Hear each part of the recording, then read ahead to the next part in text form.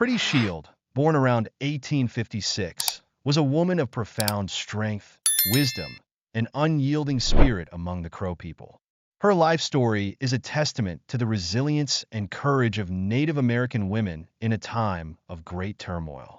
Married to Goes Ahead, a courageous Crow scout who served alongside the United States Army, Pretty Shield bore witness to some of the most dramatic events of the 19th century, including the Battle of Little Bighorn.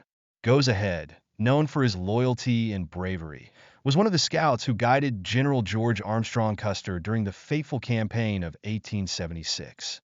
Pretty Shield was not only the wife of a Crow scout, but also the niece of Half Yellow Face, a revered Crow leader who led the contingent of Crow scouts attached to Custer's 7th Cavalry Regiment. This connection placed her at the heart of the turbulent relationships between the Crow Nation, other tribes, and the expanding United States forces. Her remarkable intelligence, insight into Crow customs, and courage made her a crucial figure in preserving the Crow culture and its stories. Her accounts of tribal life, traditions, and battles have become invaluable to historians seeking a deeper understanding of Native American history.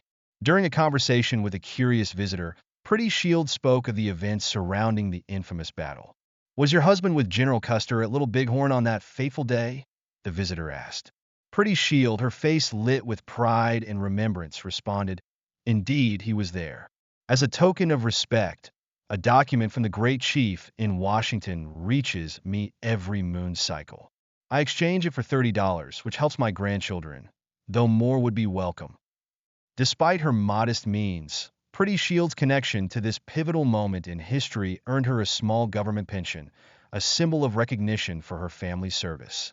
At the visitor's request, Pretty Shield rose from her seat, walked to the doorway, and gazed toward the hills dotted with white monuments, markers of where, on June 25, 1876, Custer and the soldiers of the 7th Cavalry met their end. The visitor, standing behind her, asked solemnly, "Were the fallen soldiers buried here?" Her voice held a tone of uncertainty. "I am not sure," she replied, her gaze distant. "But I do remember the smell of death lingering across the land that summer. We had to leave the area because the odor became unbearable." Returning to her seat, Pretty Shield sighed deeply, reflecting on the horrors of war. "War is a tragedy," she said quietly. "It always takes away loved ones." She paused before continuing, her voice steady. "I was a young woman when General Custer, whom we called Son of the Morning Star, engaged the Lakota and Cheyenne at Little Bighorn. Many of our young men went with General Terry, while others, perhaps over 100, joined General Crook. He was defeated by Crazy Horse at the Rosebud just days before Custer's defeat." Pretty Shield's narrative painted a vivid picture of the Crows' involvement in the campaign. "We were camped above the mouth of the Rotten Sundance Teepee along Clark Fork when a group of blue soldiers arrived, seeking Crow scouts. They had crossed the Elk River, Yellowstone, in a fireboat during the moon cycle when the leaves begin to sprout.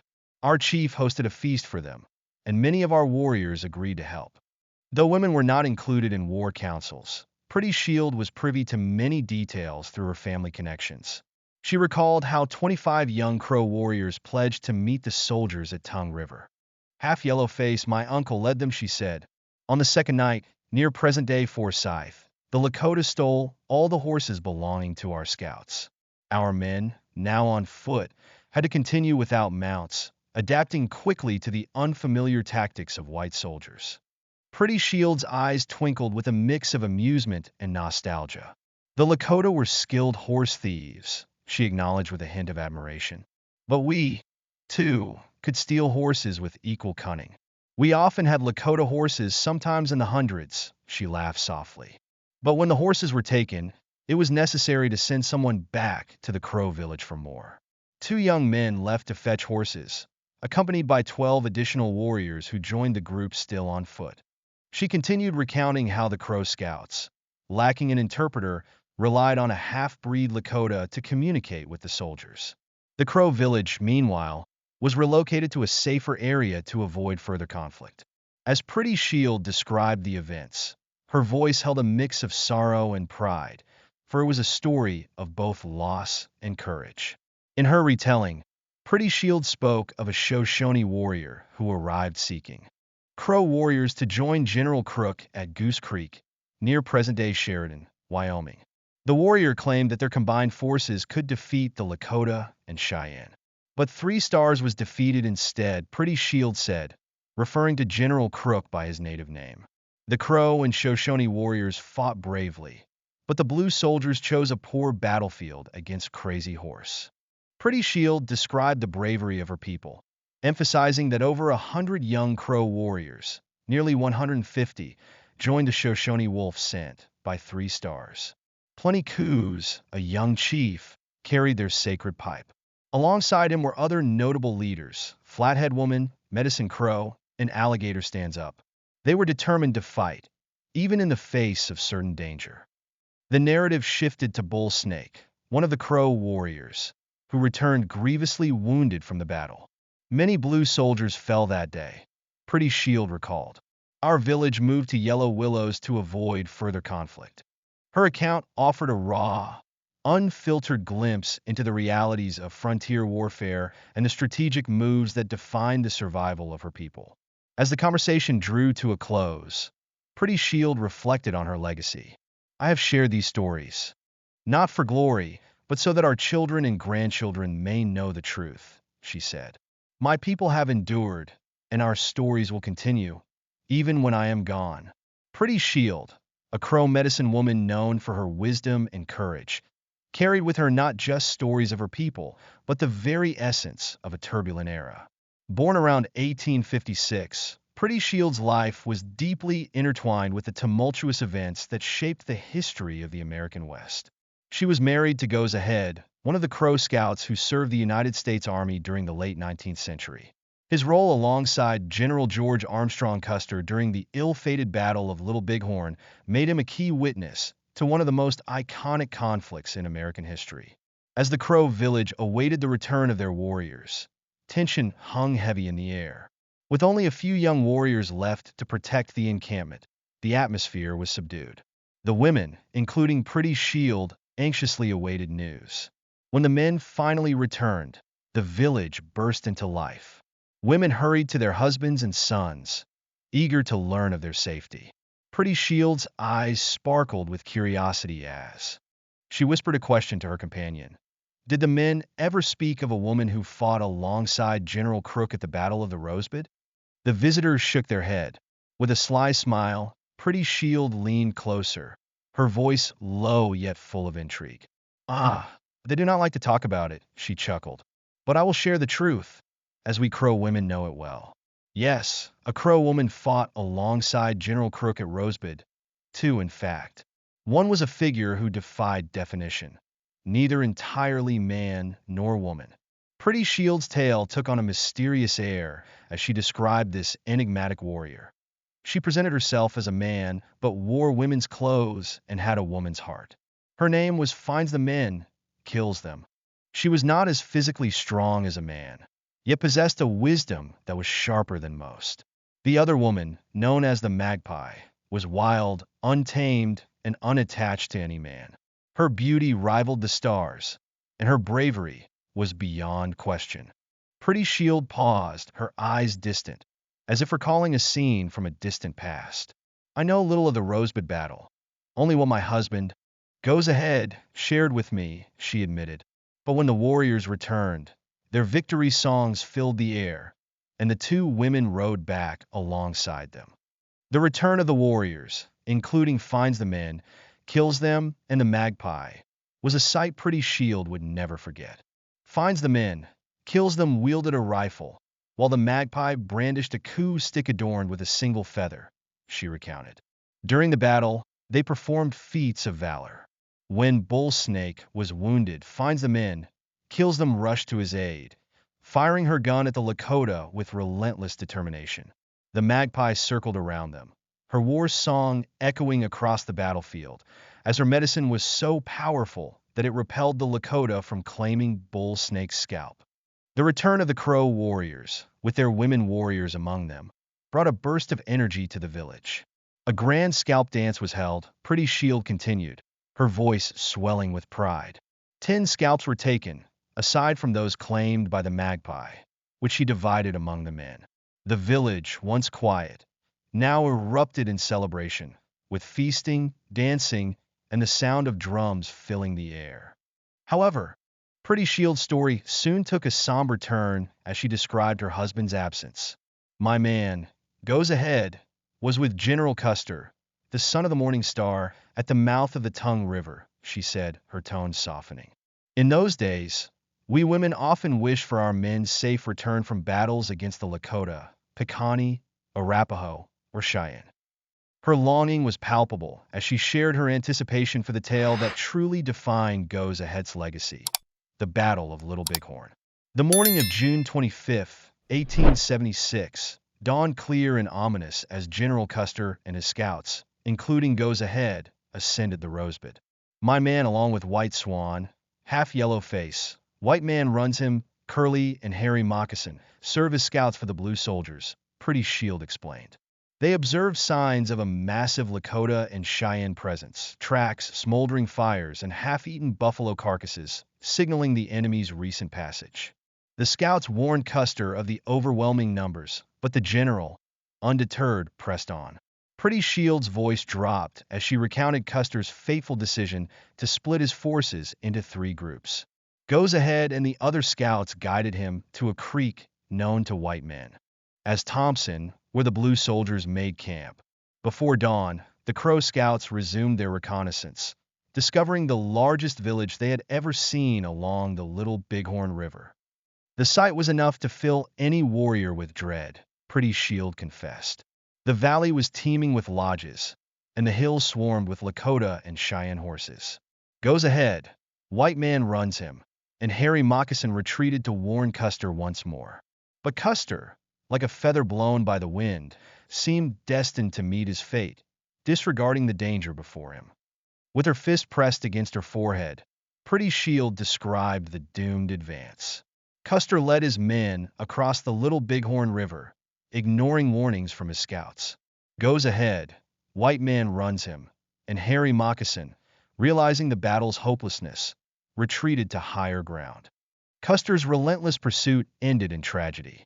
He fell in the river alongside 2 bodies and his flag bearer, Pretty Shield whispered. My husband, Goes Ahead, showed me the exact spot where Custer fell. As the battle raged, Goes Ahead and the other Crow Scouts joined the Packers, forming a defensive circle around the remaining supplies. Goes Ahead told me they dug trenches, using fallen mules as cover, Pretty Shield recounted. The Crow Scouts and Packers fought valiantly, killing more Lakota and Cheyenne than the Blue Soldiers themselves. Pretty Shield's voice grew intense as she described her husband's fear and determination. He did not flee until he saw Custer fall, she said. When the Blue Soldiers retreated, Goes Ahead followed, guiding the surviving scouts to safety. With a sigh, Pretty Shield concluded her tale, her eyes filled with both pride and sorrow. The monument marking Custer's fall is a falsehood, she declared. He fell in the water, not on the hill. My man, Goes Ahead, spoke the truth, though the white men's version remains the one told in history books. The visitor was deeply moved by Pretty Shield's words, understanding the depth of her loss and the strength it took to share such a personal story. As the sun set over the Crow village, Pretty Shield's legacy remained, a powerful reminder of the resilience of the Crow people and the often overlooked bravery of women in history. In the fading light of a gray June day, Pretty Shield's voice, steady yet filled with the weight of memory, carried the listener back in time to an era of conflict and survival. I vividly recall that old gray Lakota horse, she began, her eyes distant as if peering into the past. Its back was sore, and its age made it nearly useless. The sorrel mule escaped Goes Ahead's grasp, but not the gray horse. Its rope tangled in its legs, allowing Goes Ahead to capture it. These events unfolded during the full bloom of June, in the aftermath of the Little Bighorn engagement. As Pretty Shield continued, a chilling picture of the desperate journey that followed began to take shape. When they reached the Bighorn River, swollen from the recent rains, the water was treacherous to cross. The night was dark, and the rain fell heavily as they began to swim, thinking they had reached land, only to find themselves on an island, she said, her voice reflecting the uncertainty of the moment. The trio rested briefly on that island, now the site of present-day Hardin, Montana, exposed to the cold and hunger that gnawed at them. They had shed their battle garments and left them behind, and with the rain and chill of that gray day, hunger weighed heavily on them, Pretty Shield recounted. Their last meal had been consumed before the Little Bighorn engagement, and now they faced the harsh elements with no food in sight. As they huddled together, Goes Ahead spotted movement on the distant hills. Two figures appeared on the horizon, like wolves, Pretty Shield said, her eyes gleaming with the memory. Goes Ahead thought they were Crow warriors, but the others feared they were Lakota. He called out and made signs, and to their relief, the two figures approached the water's edge, signaling that they were indeed crows. One of the two Crow warriors was No Milk, who had accompanied another scout known as the Limping One. He crossed the river and brought them provisions, bacon, soldiers' bread, and clothing. No Milk warned them of approaching soldiers burdened by 6 wagons, and shared the grim news of the deaths of White Swan and Half Yellow Face. Pretty Shield added, her tone somber. These two Crow warriors had inadvertently joined Reno, the lesser soldier chief, during the battle. Tension simmered in the village when the returning Crows reached Arrow Creek. Confusion and hostility greeted them, Pretty Shield explained. A war party mistook them for Lakota and attacked, forcing Goes Ahead to slay 2 horses to halt the error. In those days, everyone looked like a Lakota to us.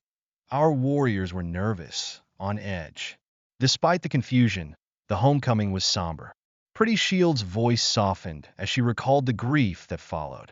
I rejoiced to see Goes Ahead, but the news of Half Yellow Face and White Swan's demise devastated me.